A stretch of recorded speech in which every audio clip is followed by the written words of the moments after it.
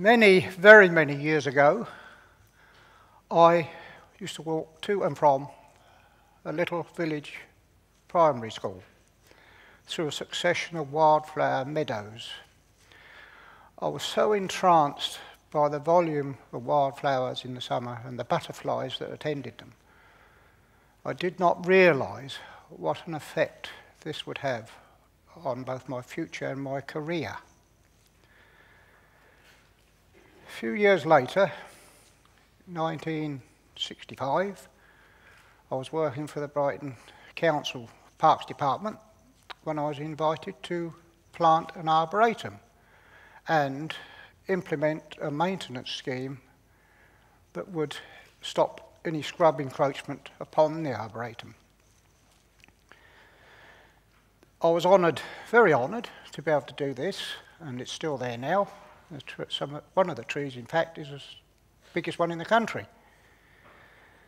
But what happened next was unbelievable. Because I gave a mowing program, it's a coarse mowing program, but it was ideal for wildflowers. And the amount of wildflowers that came up and the variety, I'd studied botany, and some of them I'd never even seen or heard of. But unfortunately, all around me, the be-all and end-all was to spray everything that was green. This was that time, 1965.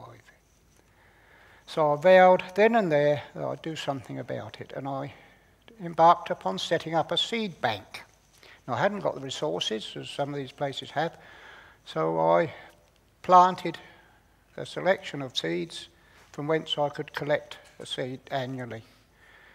I hadn't got the room to do much, so I hired an allotment and increased my production. Now, the Brighton Council have loaned me land to do it. I can grow acres of them, which I do. In 1969, a chance conversation with the then Deputy Superintendent of Parks, who collected butterflies, which we agreed to differ on.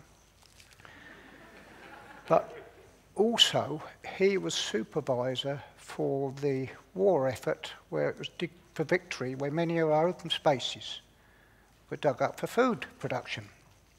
Now, inadvertently, by telling me about his butterflies, he was also telling me where the butterfly food plants would grow prior to the war.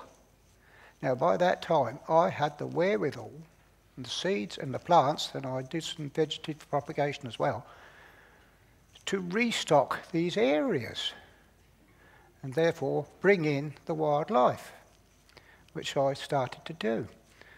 But unfortunately, I say unfortunately, but I mean fortuitously, many of these areas were now under open plan housing estates. But why it's fortuitous was because we as Parks Department employees had access to all these. Whereas we couldn't go wandering around on farms with knapsacks and trowels, the farmers used to get quite irate. So anyway, the next big breakthrough came in 1992 with the A27 Brighton bypass. I got permission from the landscape architect to provide the seeds, the locally grown seeds for the wildflowers on the embankments as they pass through Brighton. I had, with his help, created the first wildlife corridor from east to west through Brighton and Hove. That set such a precedent and a feel-good factor of people driving past seeing all these wildflowers that the local population responded in such a way whereby now we have 2 north-south wildlife corridors through the city. And we are now working, because the Parks Department also came online, because they were so intrigued by it all happening, are now developing another one, and my son is included on that. He's taking up the challenge. East-west through the centre of the town. So we have corridors running, wildlife corridors. Now I'll come back to those housing estate issue. He, my son, planted some plants I supplied within a housing estate, which have now been colonised by an Adonis blue butterfly colony, right in the middle. And what I found so encouraging was the residents got so protective of their little colony of blue butterflies that the whole thing has expanded all over the town. The residents have come in. There are so many people involved now, I don't have to go out planting anything. I am now in the municipal nursery, growing wildflowers, collecting seeds by the thousands. Now we have now embarked upon another project. I've planted outside the nursery, on the entrance to the nursery, a formal garden, which Brighton and Hove were always renowned for over the years, using only wildflowers.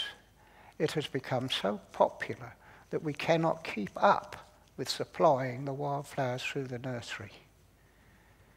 Now, a spin-off to all this was, because they were mainly downland, chalk downland wildflowers, they would not grow in peat-based compost. So I developed a compost for which I could grow my wildflowers in.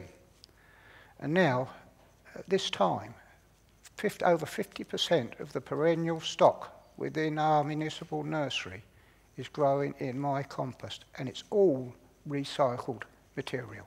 Thank you.